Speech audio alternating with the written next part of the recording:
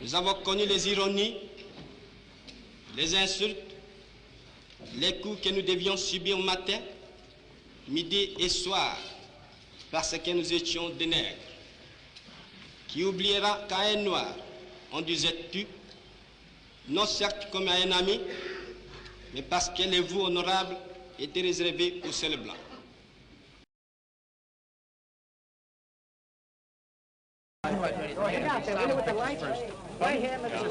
Are you all ready?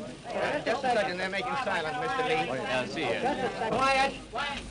When I came here, several people asked me how I really do pronounce my name. Well, I pronounce it myself in Swedish, Hammarskjöld. But if you say Hammarskjöld, that's all right with me. All right? All right, Mr. Lee. Loud. Dag Hammarskjöld, I wish you from the bottom of my heart welcome to New York and to the United Nations headquarters. You are going to take over the most impossible job on earth. But I wish you all luck and all the best. Thank you very much for those kind words. Quiet, everybody. I, Dag Hammarskjöld, solemnly swear to exercise in all loyalty, discretion, and conscience the functions entrusted to me as Secretary General of the United Nations. The functions entrusted to me as Secretary General of the United Nations. To discharge those functions and regulate my conduct with the interests of the United Nations only in view. To discharge those functions and regulate my conduct with the interests of the United Nations only in view. And not to seek or accept instructions in regard to the performance of my duties from any government or other authority external to the organization. And not to seek or accept instructions in regard to the performance of my duties from any government or other authority external to the organization. Will toil no more for the United Nations and world peace. His death in an air crash may even be the end of organized methods of preventing war. To stop the fighting in the Congo, the Secretary General devoted almost his whole efforts in the past year. In those efforts, he incurred the hatred of Russia. And even Britain was shocked by his recent Katanga policy, in which apparently he tried to force President Tshombe to submit to the central Congolese government. But that was typical of Dag. He did his duty as he saw it, and was prepared to lose friends if necessary. We know that those forces in man and the tremendous forces in nature which give us the power to hurt can be turned to give us equal powers to heal. From his earliest days in Sweden, Hammarskjöld was brought up to believe in a life of service. His father had been a Prime Minister of Sweden, and on his mother's side there were generations of scholars and clergymen. Few people got close to him, though many admired him. Two men with very particular points of view worked for him in the Congo: Connicruz O'Brien, who wrote a play about his experiences, and Brian Urquhart, who later wrote Hammarskjöld's biography. It's a sort of cliche, but he was a very sort of unique man. I've never seen anybody like him, and I don't know anybody who has. He was an extraordinary combination of an intellectual, a very private man, a very skillful public servant, a very courageous man, and he had that quality of integrity, which I think is a much abused word, but he had it. I mean, he did what he thought was right, no matter what the consequences were. Hammarskjöld est arrivé à la tête de l'organisation, c'était la pétaudière. Les conditions de travail étaient épouvantables. Il y avait des agents du FBI dans les locaux. Certains de ses collaborateurs américains avaient été menacés d'être convoqués pour être entendus au Sénat des États-Unis par une commission présidée par le sénateur Joseph McCarthy. Il a donc voulu immédiatement établir son autorité comme chef de l'organisation, celui qui avait le droit d'embaucher et de licencier, ce qui lui permettait de protéger son personnel. Il s'est débarrassé des agents du FBI et il est devenu clair qu'il était responsable de l'organisation.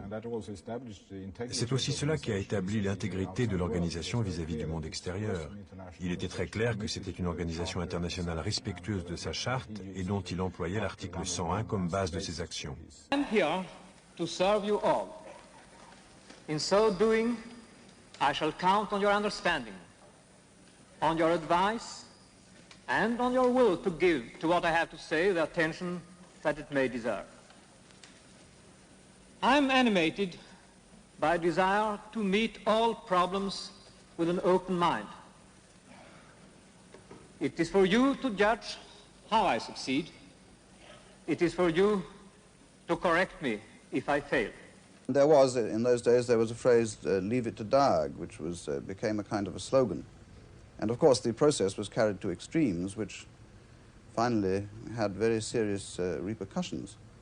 But Hammarskjöld's ability and his extraordinarily individual method of conducting affairs, his enormous application, his very, very great physical stamina. He was an indefatigable man. He was a bachelor, of course, and had no other ties, and was wholly devoted to this job. And all of these qualities and also his, I didn't mention before, his originality and political creative capacity for finding new concepts, for spinning new possibilities in an impossible situation which people would grasp at, and so on. All of these things did make him a kind of remarkable international one-man show. This, of course, had its dangers, as we found out in 1960.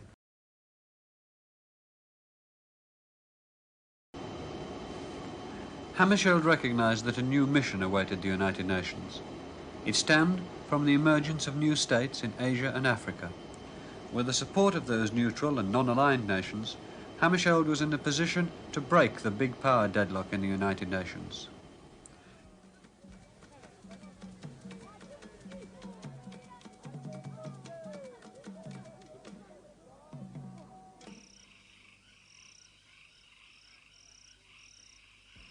Behind the mansions of residential Leopoldville lay an enormous piece of Central Africa, the Congo, administered as the privately exploited property of King Leopold II. Later, when the brutalities of his employees were revealed, the Congo was taken over by the Belgian government. As the demands for some kind of independence grew louder and less controllable, the Belgians imagined that their own administrators would run the Congo through a long transitional period. Then, in June 1960, after violent riots in 1959, Belgium suddenly granted the Congo independence.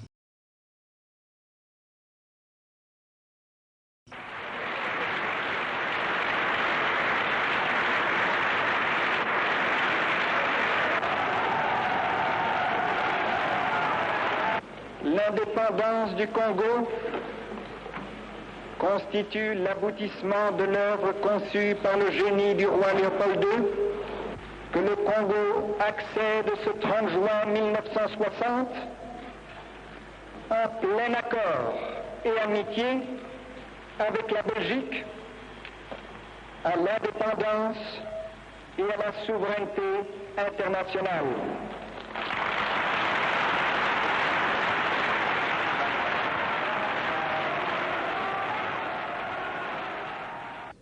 The new Prime Minister, Patrice Lumumba.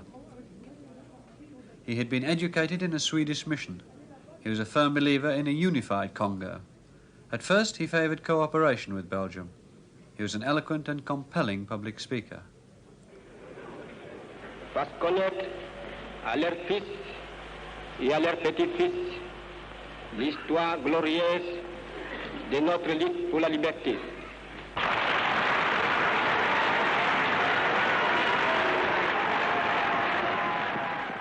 In spite of the cheering, Lumumba upset the Belgians by describing to his audience in the presence of the king the cruelties of Belgian rule. The new president, Kasavubu, had led the fight for an independent but not necessarily unified Congo. He had to work with Lumumba. Their styles were totally different. Briefly, a mood of euphoria reigned. Life would be transformed overnight. But the Congo was simply a collection of tribes, an arbitrary piece of the map of Africa which the new politicians were meant to hold together. I think you can manage the government of the Congo without Europeans? J'ai toujours dit, depuis de nombreux mois, que l'indépendance du Congo ne signifiait pas du tout l'expulsion des Européens. Would you agree that there is a danger of the communists trying to get influence in a new country like this? Tout ce que je peux dire est que notre politique est basée sur le nationalisme africain. mais pas aucune doctrine d'importation européenne, qu'elle soit communiste, socialiste, nous rejetons tout cela. Hammarskjöld had foreseen problems in the Congo, but he could not have foreseen how intractable and testing the Congo crisis was to become. Within a week of independence, civil order started to break down. The army, still under Belgian officers and feeling no immediate benefit from independence, mutinied against their officers. There was panic. Women, white and black, were raped. Kasavubu and Lumumba went around the countryside trying to restore calm.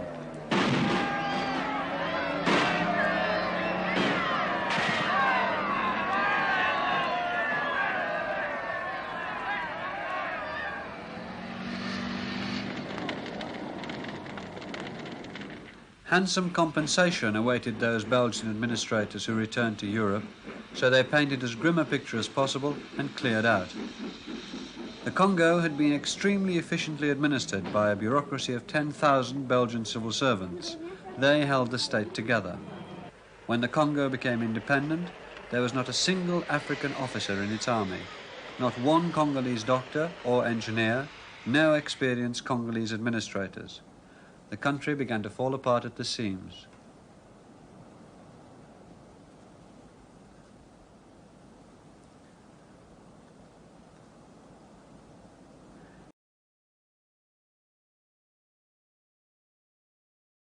In the south of the Congo lies the province of Katanga, with some of the richest mineral deposits in Africa, indeed in the world. It was here in Elizabethville that the former provincial governor, Chombe, declared Katanga an independent state. Chombe's father was one of the first successful African businessmen in Katanga.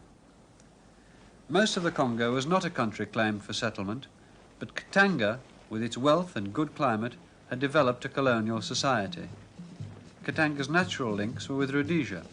It had little contact with the main part of the Congo until the airlines came. Katanga had felt for some time that it was being milked by the rest of the Congo. Now, with all its vested interests, Katanga wanted devolution.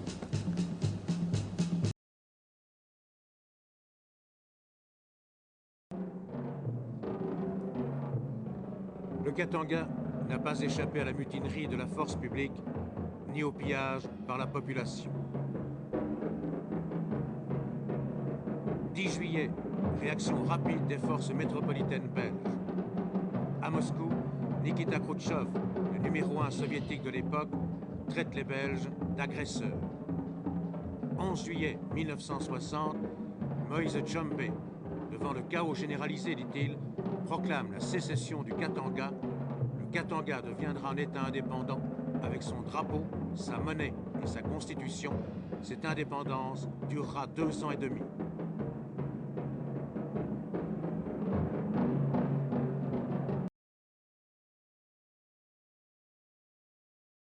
For Hammarskjöld, watching developments from New York, the Katanga secession and threat of breakdown in the rest of the Congo was not just a local matter.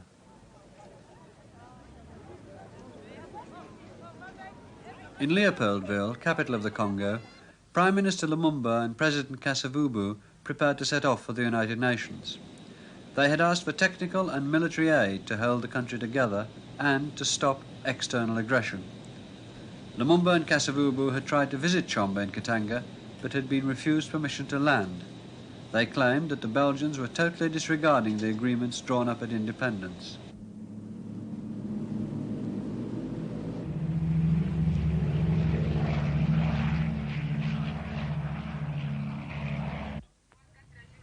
Three or 4 days after the signing of the treaty, Belgium had trod upon this treaty.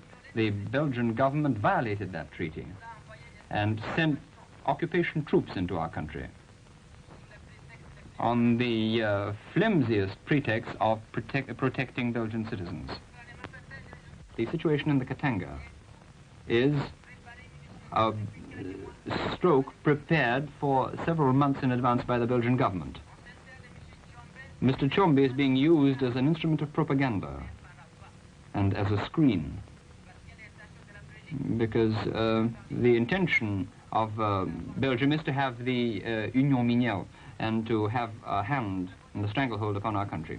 We have proof.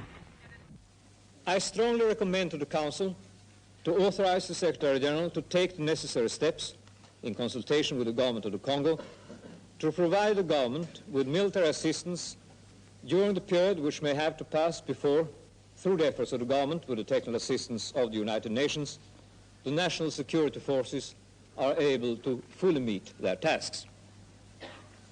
It would be understood that were the United Nations to act as proposed, the Belgian government would see its way to withdrawal. It follows that the United Nations force would not be authorized to action beyond self-defense. It follows further that they may not take any action which will make them a party to internal conflicts in the country. Hammarskjöld got his decision in the early hours of July the 14th by 8 votes to 0 with 3 abstentions. But the Security Council had not given the Congolese leaders exactly what they'd asked for. Belgium was not formally condemned.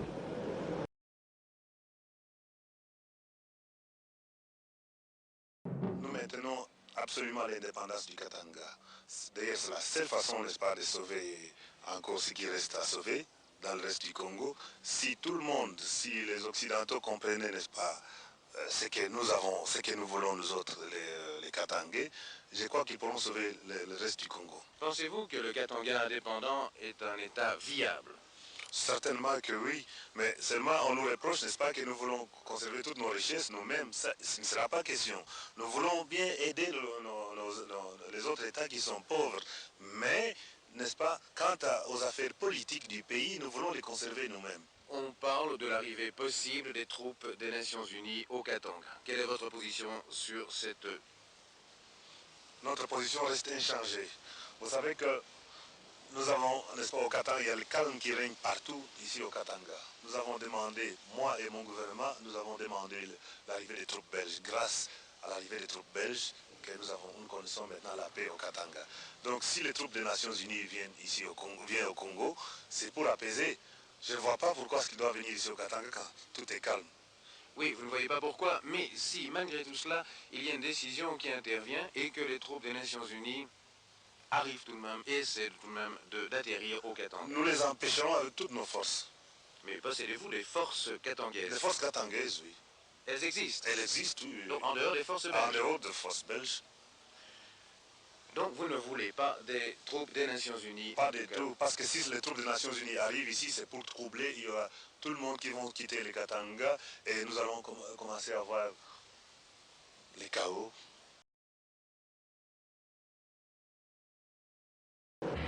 The first 4,000 men were there within 48 hours, transported by American planes.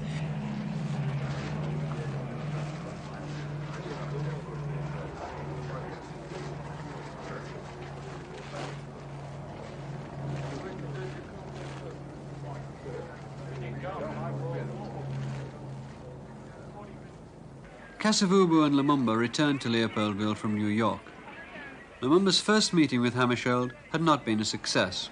Hammarskjöld was impressed by Lumumba, but took a dim view of his taste for publicity and lack of diplomatic subtlety behind the scenes. There was a chance that Kasavubu and Lumumba would be able to work together.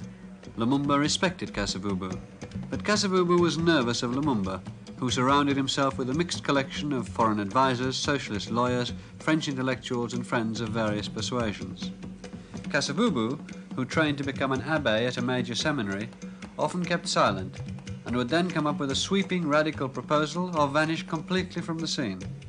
He was more of a chieftain in his approach, believed in confederation, unlike Lumumba, who favoured Congolese unity from the start. There was a dangerous gap between the good intentions of the United Nations and how African politicians conducted affairs on the spot.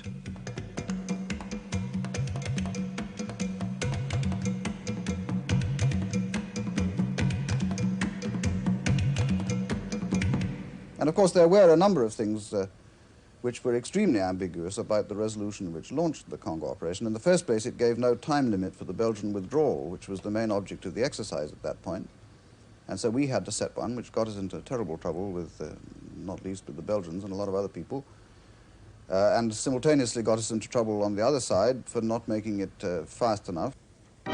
Belgian paratroops are still in Leopoldville, trying to protect their own people against the bitter hostility of the Congolese, who have one slogan: there will be no peace until the Belgians have gone.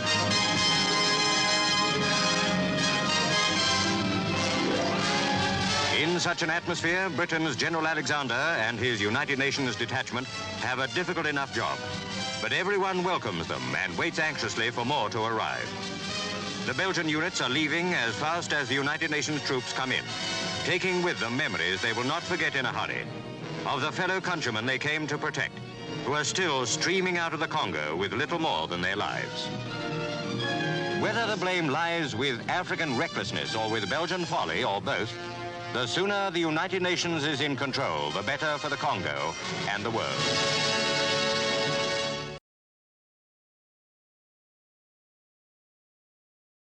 Les interventions militaires de la Belgique au Congo sont effectivement et honnêtement des opérations qui sont faites uniquement pour protéger et pour sauver des vies humaines.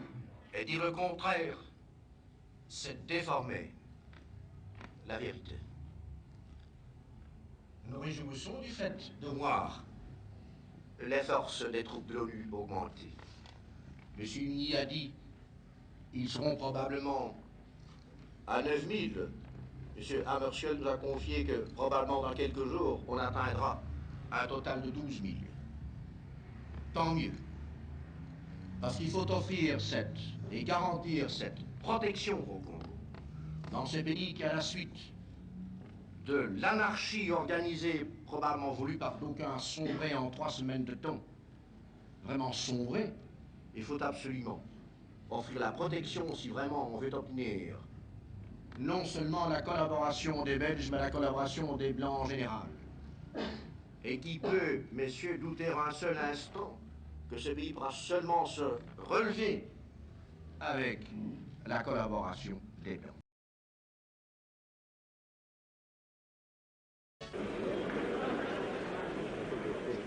I have held it necessary, and in accordance with the intentions of the Council, that everywhere in the Congo the withdrawal of Belgian troops should be immediately followed, or even preceded, by the entry of United Nations troops shouldering the responsibility for the maintenance of security and order. So it has been everywhere outside Katanga. In Katanga, this principle has led to the development of a vicious circle. The entry of United Nations troops is obstructed, and correspondingly, the withdrawal of the Belgian troops is rendered impossible if the principle is to be maintained that, at the withdrawal, the responsibility for security must be taken over at once by United Nations troops. Chombe said he could not possibly authorize the landing of United Nations troops in Katanga. There's complete calm here. We don't want the United Nations to sabotage it.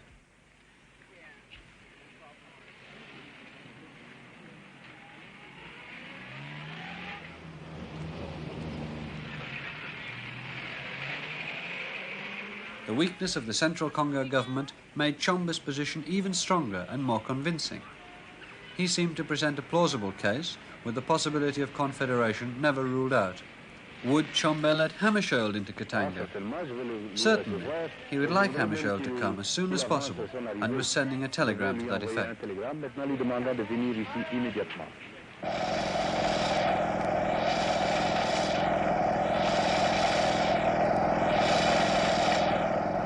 The multinational mining companies in Katanga and northern Rhodesia had very different attitudes towards the growth of African nationalism. The giant mining company of Union Minière, controlled from Brussels, was all-powerful in Katanga. If Hammarskjöld came to Katanga, then he must form a good impression of what he saw.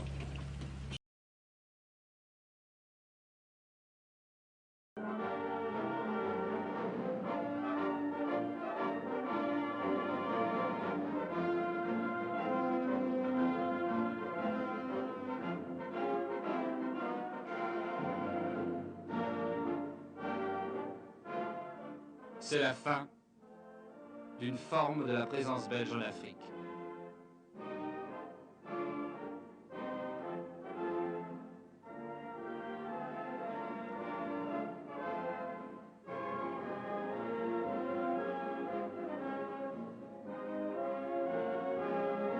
Image de départ, seconde phase d'un pont aérien commencé le mois dernier sous de sinistres auspices.